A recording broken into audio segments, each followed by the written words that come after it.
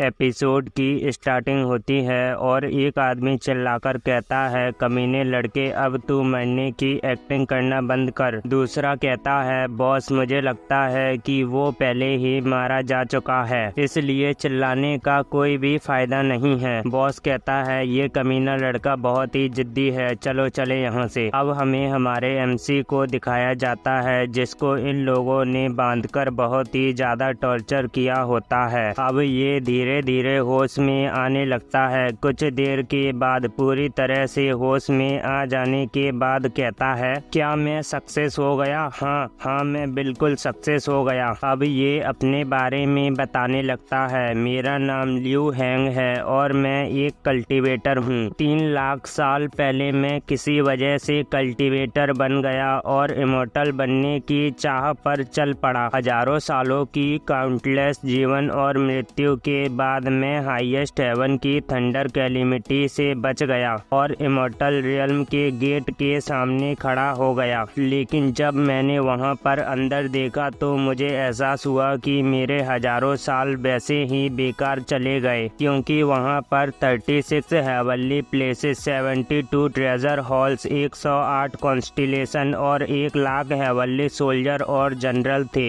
वहां पर मेरे लिए कोई भी जगह नहीं थी और यहाँ तक कि घोड़ों को पालने का आखिरी काम भी 20 साल पहले लोअर रियल्म के एक बंदर को दे दिया गया था। मेरी इतनी मेहनत करना ये सिर्फ समय की बर्बादी थी। जो इमोर्टल नहीं है वे इमोर्टल नहीं हो सकते और जो इमोर्टल नहीं है वे हमेशा जिंदा नहीं रह सकते। भले ही मैंने इमोर्टल बनने का एक कदम आगे उठा लिया है, लेकिन मैं स्ट्रिक्ट रूल का सामना करने के लिए बिल्कुल भी तैयार नहीं हूँ। अब जब मैं दोबारा रीइंकार्नेट लूंगा तो मैं इस इमोर्टल वर्ल्ड को दोबारा रिक्रिएट करूंगा। इमोर्टल रियल्म लोअर रियल्म के फेथ और अच्छे गुणों से बनता है और अभी का इमोर्टल रियल्म और भी ज्यादा इमोर्टल्स को प्रोड्यूस नहीं कर सकता। तो आखिर इसका फायदा ही क्या है? मेरी एक ग्रेट इच्छा है कि मैं 10,000 बार लोअर रियल्म में रीइंकार्नेट हूँ, ताकि इमोर्टल रियल्म को दोबारा रिक्रिएट करने के लिए लोअर रियल्म से फेथ और अच्छे गुण ला सकूं। मैं एक मॉर्टल रियल्म में रीइंकार्नेट होना चाहता हूं ताकि मैं सुप्रीम इमोर्टल बन सकूं, जिसके बारे में ना कभी किसी ने सुना हो और ना ही देखा हो। मैं इन 3 लाख सालों में 9,999 बार रीइंकार्नेट हुआ हूं। रीइंकार्नेट होने के बाद मैं कभी भिखारी बनता तो कभी स्कॉलर बनता और कभी मैं एक स्वॉर्ड के साथ पूरी दुनिया घूमता और कभी एक गन के साथ पूरे फ्रंटियर को गार्ड किया। जीवन में 9,000 से भी ज्यादा समय में मैंने गुणों को इकट्ठा किया है और अब बस मुझे ये आखिरी जीवन और पूरा करना है। इसके बाद मैं मॉर्टल को इमोर्टल बनाने में सक्षम हो जाऊंगा। फिर मैं इमोर्टल रियल्म को दोबारा रिक्रिएट करूंगा। इतने सालों की जिंदगी जीने के बाद मेरा सिर्फ सिंपल सा गोल है, मरना और दोबारा रीइंकार्नेट होना। 9,000 से भी ज्यादा बार रीइंकार्नेट होने के बाद मेरे पास महान गुणों के अलावा कर्मा भी है। इनमें से कुछ प्यार से आए तो कुछ नाराजगी से आए और कुछ बदले की भावना से आए। ये कर्मा जरूर मेरे इमोर्टल बनने के रास्ते पर बाधा बनेगा, लेकिन तब भी मुझको इस आखिरी जीवन में कर्मा को इकट्ठा करने पर ध्यान देना चाहिए, क्योंकि ये कर्मा ही है जो मुझे जल्दी मरने में मदद करेगा। अगर मैं इस जीवन में और मर जाता हूँ तो मेरी ग्रेट इच्छा पूरी तरह से पूरी हो जाएगी। जीवन में कई सारी कठिनाइयाँ हैं, लेकिन मरने की इच्छा करना कठिन नहीं है। इसके अलावा ये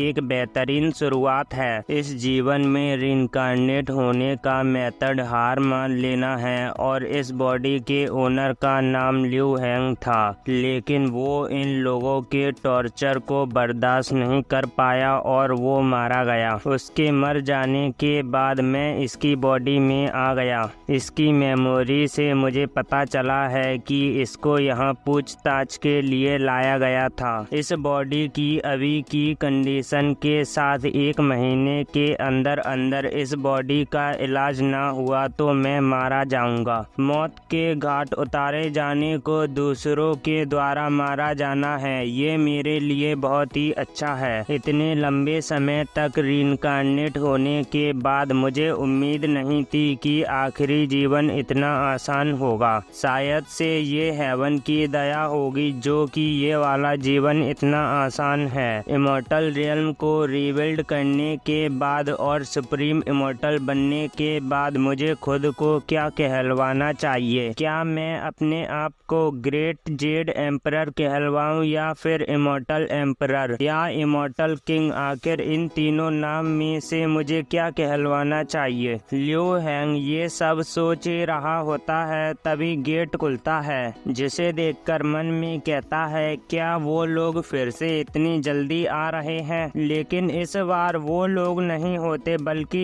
एक लड़की होती है जो कि भागते हुए अंदर आते हुए कहती है, हस्बैंड शोर मत करना, ये मैं हूँ। ये सुनकर लियो हैंग मन में कहता है, हस्बैंड? ऐसा लगता है इस बॉडी का पहला ओनर शादीशुदा था। इस लड़की का नाम मिंग युई है। ये रोते हुए कहती है, मुझे माफ कर देना, तुमको बचाने के लिए आने में मुझको देर हो गई। मैं छिपते छिपाते अंदर आई हूँ। हमें जल्दी से यहाँ से निकलना होगा क्योंकि वो लोग किसी भी वक्त यहाँ आ सकते हैं। मैं तुमको सब कुछ बाद में बता दूंगी जब हम यहाँ से बाहर निकल जाएंगे। लेकिन लियो हैंग का ध्यान इसकी बातों पर बिल्कुल भी नहीं होता बल्कि वो तो कहीं और ही देखे जा रहा होता है और कहता है, ओ माय गॉड, इसके कितने बड़े बड़े हैं। ये सुनकर मिंग युई कहती है, बड़े बड़े? आखिर क्या बड़े बड़े हैं? आखिर तुम किसके बारे में बात कर रहे हो? लियो हैंग घबराते हुए कहता है, अरे अरे कुछ नहीं, वो मुझे दर्द हो रहा है इसलिए मेरे मुंह से कुछ भी निकल रहा है। तुम इन बातों पर बिल्कुल भी ध्यान मत दो। और मन में कहता है, इस बॉडी का ओरिजिनल ओनर सच में बहुत ही लकी था।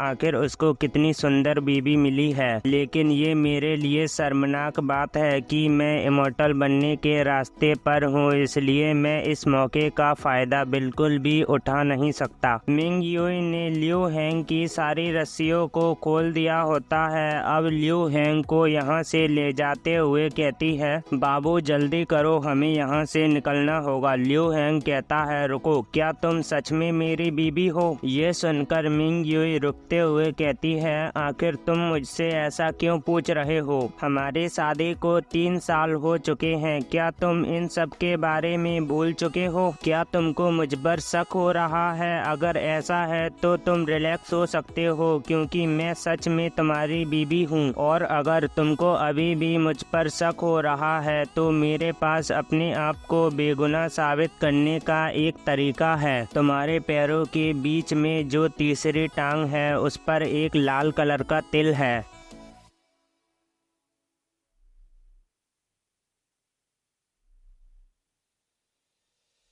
मिंग युई शर्माते हुए कहती है, ये कुछ ऐसी चीज थी जिसके बारे में सिर्फ पति और पत्नी ही जान सकते हैं। अब इन दोनों के सामने एकदम से सन्नाटा सा छा जाता है क्योंकि शर्म के मारे कोई भी आगे नहीं बोलता। भाई लोगों, अभी मुझे पैसों की बहुत ज़रूरत है, इसलिए मैं आप लोगों से मदद मांगना चाहता हूँ। अगर कोई मेरी मदद करना चाहता है तो वो मुझे UPI के थ्रू पैसे भेज सकता है। आप लोगों को स्क्रीन पर मेरी UPI ID और QR कोड दिख रहा होगा। अभी मेरी आर्थिक स्थिति बहुत ही खराब चल रही है, इसलिए मेरी आप लोगों से गुजारिश है कि आप लोग मेरी मदद करें। आप लोग किसी भी ऐप से मुझे पैसे भेज सकते हो। अभी के टाइम पर मेरा YouTube चैनल इतना भी बड़ा नहीं है जिसकी वजह से मुझको पैसे मिल सके। मेरी आप लोगों से सिर्फ एक छोटी सी गुजारिश है कि प्लीज इस टाइम पर मेरी मदद कर दो। आगे चलकर मैं आप लोगों से बिल्कुल भी मदद नहीं मांगूंगा, बस इस बार मेरी मदद कर दो। तो चलिए इस वाले एपिसोड को यहीं पर एंड करते हैं और मिलते हैं किसी और वीडियो में। तब तक के लिए आप सभी लोगों को मेरी तरफ से बाय बाय।